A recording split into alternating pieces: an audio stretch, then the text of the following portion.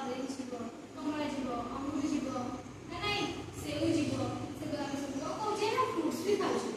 ଆଉ କଣ ଖାଉଛେ ନା ମାଛ ଖାଉଛେ। ମାଛ ଖାଉଛେ? ଆଜି କଣ ଖାଇଛ କହିଲ? ଆଜି କଣ ଖାଇଛ? ମାଛ ଖାଇଛ ତ? ଆଜି କି ମାଛ ଖାଇଛ? କି ମାଛ ଖାଇଛ ଧରିକିଲ? ମାଛ ଖାଇଲେ କି? ମାଛ ଖାଉନି, ଭଲ ଲାଗେନି? କାହିଁକି, କଣ ଖାଇବେ ଟିକେ? ଚିକେନ ଖାଇଛୁ? ମାଛ ଆଜି କେହି ଖାଇନି ତାହେଲେ।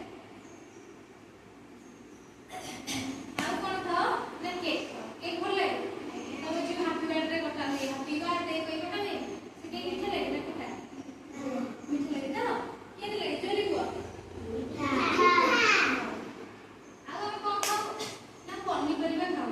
ପନିପରିବା ଭିତରେ କଣ ନା ଆଳୁ, ବାଇଗଣ, ସାରୁ, କଖାରୁ, କନ୍ଦମୂଳ, ଭେଣ୍ଡି, ଏସବୁ କଣ ପରିବା ଖାଉ। ସବୁ ସମସ୍ତେ ପରିବା ଖାଇବା, ଶାଗ ଖାଇବ।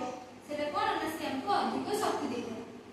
ଯୋଉ ସବୁ ପରିବା ଯାହା ଯାହା ସବୁ ଖାଦ୍ୟ ଅଛି, ଖାଦ୍ୟ ଆମେ କେମିତି ସ୍ୱାସ୍ଥ୍ୟ ଜାଣିପାରିବା ନା ତିନିଟା ରଙ୍ଗରୁ ଜାଣିପାରିବା। ଗୋଟେ ହେଲା ସବୁଜ ରଙ୍ଗ ଥିବ, ଯୋଉ ଖାଦ୍ୟ ରଙ୍ଗ ସବୁଜ ଥିବ ଜାଣିବ ଯେ ସେଟା ତମ ଦେହ ପାଇଁକା ଭଲ। ଆଉ କଣ ଥିବ ସବୁଜ ଭିତରେ କଣ ଯିବ? ଶାଗ ଯିବ, ବିଭିନ୍ନ ପନିପରିବା ଯିବ ନା ନାଇଁ। ଆଉ କଣ ଜାଣିବ ନା ହଳଦିଆ ଥିବ। ହଳଦିଆ କହିଲେ କଣ ନା ଅମୃତଭଣ୍ଡା ଯିବ। ଆଉ କଣ ଯିବ? କଦଳୀ ଯିବ। ସେଗୁଡ଼ା ଆମ ଦେହ ପାଇଁକା ବହୁତ